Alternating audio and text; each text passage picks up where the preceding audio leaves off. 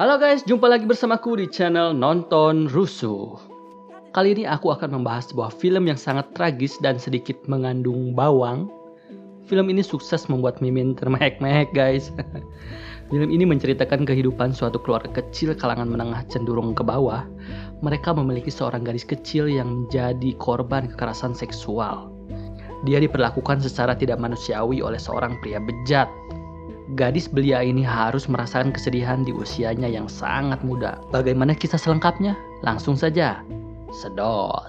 Kisah berawal menceritakan kegiatan sehari-hari yang dilakukan oleh sepasang suami istri. Sang ibu bernama Mihi adalah seorang ibu rumah tangga biasa dan juga berprofesi sebagai pedagang toko kelontong. Sang bapak bernama Dong Hun berprofesi sebagai buruh di suatu bengkel las dekat rumahnya. Nampaknya mereka merupakan sebuah keluarga sederhana guys.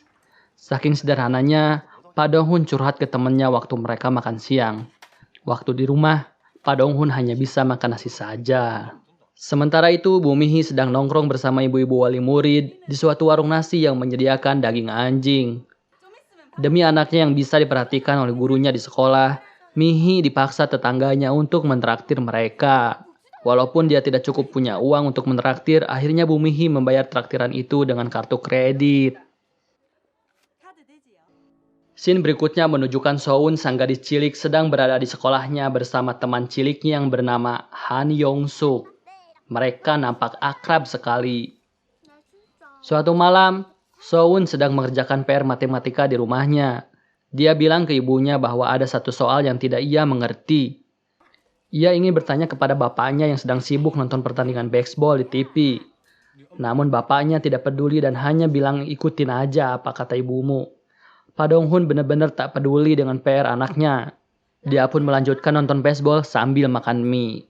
Keesokan harinya, Soun sedang bersiap-siap berangkat ke sekolah sambil nonton acara anak-anak favoritnya yang berjudul Kokomong. 아빠야, 머리 묶을 줄 모르지? Dia meminta bantuan ayahnya untuk mengikat rambutnya. Namun lagi-lagi ayahnya nampak kurang cekatan dalam mengurus anaknya. Dia sibuk dengan teleponnya dan bergegas ke bengkel. Sementara itu Soun berangkat ke sekolah jalan kaki sendirian. Ibunya berjanji besok pagi akan membantu mengikat rambutnya. Soun juga menolak untuk diantarkan ke sekolah oleh ibunya. Selanjutnya dia pun bergegas ke sekolah sendirian. Beberapa saat sebelum sampai gerbang sekolah, dia dihampiri oleh pria berwajah mesum. Pria itu meminta Soun untuk berbagi payung dengannya. 아저씨 우산 좀 씌워줄래? Soun nampak ketakutan melihat pria asing ini. Sesaat kemudian, scene menunjukkan Soun terbaring di atas sebuah kotak di ruangan gelap, bersimbah darah. Nampaknya, gadis malang ini telah dianiaya dengan sangat tragis oleh pria tua bangka tadi guys. Mendengar kabar buruk ini, orang tua Soun langsung bergegas ke rumah sakit sambil menangis histeris. Soun mengalami luka sayatan di bagian dubur hingga usus besar, yang mengharuskan dokter untuk mengangkat usus besar itu dan mengganti anusnya dengan anus buatan yang berada di posisi di bagian perut kanan. Nah, jadi kedepannya nanti kalau Soun mau buang hajat, si tokainya itu larinya ke anus buatan itu guys. Posisinya itu ada di perut bagian sebelah kanan. Terus nanti kotorannya itu ditampung di semacam kantong plastik gitu guys. Nanti kalau udah penuh ganti gitu guys. Dan hal itu akan terjadi selamanya guys. Aduh. Beberapa jam kemudian operasi berjalan lancar dan Soun sudah sadar.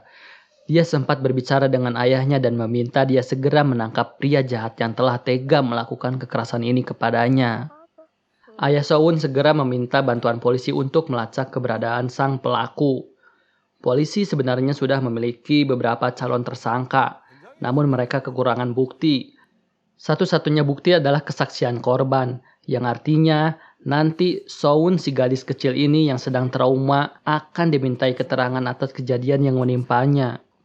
Ya kali orang lagi trauma dipaksa harus mengingat-ingat kembali kejadian itu.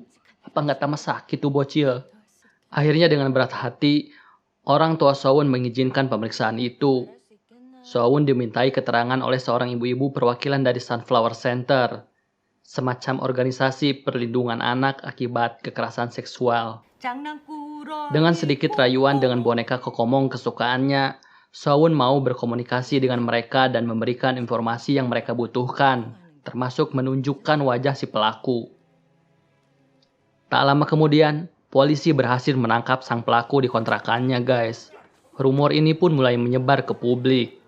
Media beramai-ramai memberitakan kejadian ini dan identitas korban sangat rentan terekspos dan dikhawatirkan akan memperparah kondisi fisik dan mentalnya.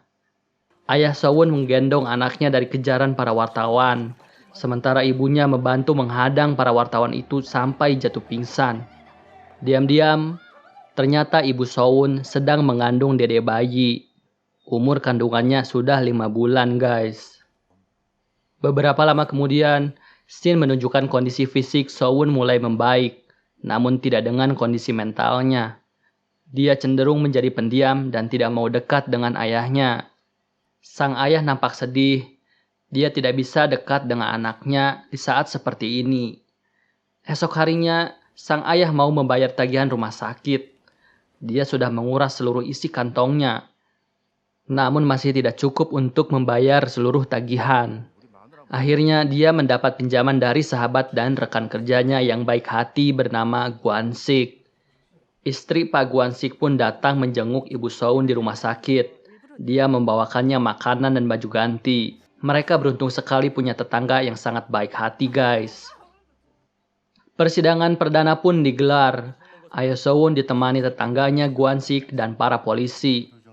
Namun hasil persidangan pertama ini tidak sesuai dengan apa yang mereka harapkan. Sang pelaku hanya berkata bahwa dia tidak ingat apapun tentang kejadian di hari itu karena dia sedang mabuk. Barang bukti pakaian dan noda darah yang terdapat di depan kontrakannya ternyata tidak cukup kuat. Dan akhirnya persidangan selanjutnya akan digelar dengan sejumlah barang bukti baru dari kedua belah pihak. Sementara itu di rumah sakit, nampak badut-badut Kokomong sedang berusaha menghibur Sowon agar bisa tersenyum kembali. Usaha orang tua Sowon sepertinya cukup berhasil membuat Sowon kembali menari dan tertawa. Diam-diam ayah Sowon ingin menyewa kostum Kokomong tadi, namun sang pemilik sangat baik hati. Dia meminjamkan kostum Kokomong bekas yang masih layak pakai secara cuma-cuma. Ayah Sowon langsung memakai kostum itu dan menemui anaknya. Hal ini membuatnya bisa kembali dekat dengan anaknya. Perlahan-lahan Sowon mau berkomunikasi dengan Bu Jong-suk dari Sunflower Center.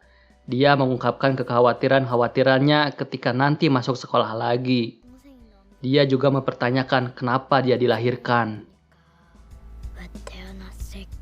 Beberapa lama kemudian, kondisi Sowon membaik dan bisa pulang ke rumah.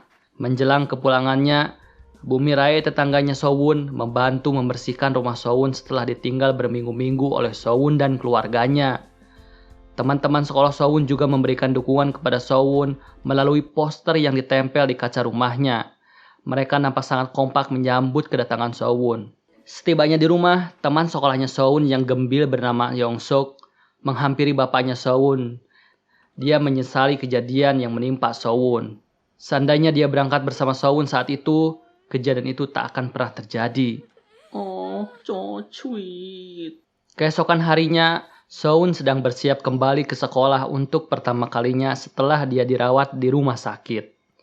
Dia berangkat bersama Ibu Yongsuk dan dikawal bapaknya yang menyamar menjadi Kokomong.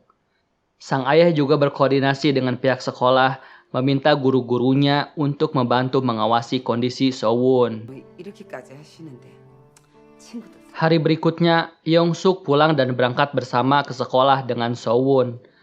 Yongsuk, si bocah gembil ini, bilang ke Sowon bahwa dia menyesali perbuatannya di masa lalu dan ingin bisa berteman lebih baik lagi bersama Sowon. Saat itu pula Sowon menghampiri badut Kokomong yang selalu menghiburnya. Dia tahu kalau sosok di balik badut Kokomong itu adalah ayahnya.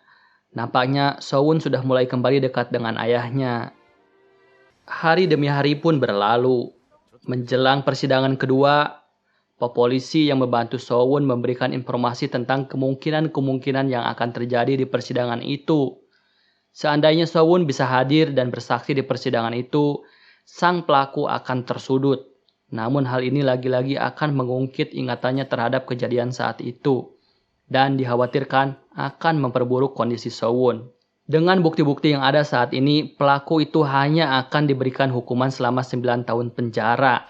Dan ketika bebas, Sowon masih belum cukup dewasa. Tentu hukuman ini jauh dari apa yang diharapkan keluarganya. Ayah Sowon bertekad, jika persidangan tidak sesuai dengan apa yang diharapkan keluarganya, maka dia sendiri yang akan menghabisi si pelaku. Hari persidangan pun telah tiba. Sowon hadir di persidangan itu, dan dia tanpa ragu menjawab semua pertanyaan penyidik, termasuk menunjukkan kembali foto sang pelaku. Namun lagi-lagi, sang pelaku konsisten dengan alibinya. Dia berkata dia tidak ingat apapun karena sedang mabuk. Dan dia merasa tidak pernah mengunjungi tempat itu. Sang pengacaranya pun ikut mendukung pernyataan itu dengan menunjukkan bukti hasil pemeriksaan lab bahwa pelaku memiliki kecanduan terhadap miras. Setelah hakim mendengarkan semua pernyataan dari kedua belah pihak, hakim pun membacakan putusan pengadilan. Sang pelaku dijatuhi hukuman 12 tahun penjara. Tentu hasil putusan ini tidak sesuai dengan yang diharapkan. Semua orang terdekat protes kepada hakim. Namun keputusan hakim tidak bisa diganggu-gugat. Emosi sang ayah pun langsung meledak. Dia mengambil papan nama dan hendak menghantam kepala sang pelaku. Namun Sowon mencegah tindakan itu. Dengan berat hati, sang ayah mengurungkan niatnya sambil menangis. Singkat cerita, adik Sowon pun lahir dan disambut dengan sangat bahagia oleh teman-teman terdekat. Sowon dan keluarga nampaknya sudah ridho lillahi ta'ala atas kejadian itu. Mereka terlihat sangat bahagia dengan kehidupannya saat ini. Gitu guys. Udahan deh filmnya. Kasian banget ya Sowon. Oh ya, jadi pesan moral yang bisa kita ambil adalah sesibuk apapun kita sebagai orang tua, jangan sekali-sekali kita lupa kewajiban kita merawat dan memperhatikan anak. Kalau sudah terjadi hal-hal kayak gini, bisa berabe dan fatal akibatnya. Lebih baik mencegah daripada menghormati guys. Lebih baik mencegah daripada mengobati guys. Oke, terima kasih sudah menonton dan sampai jumpa.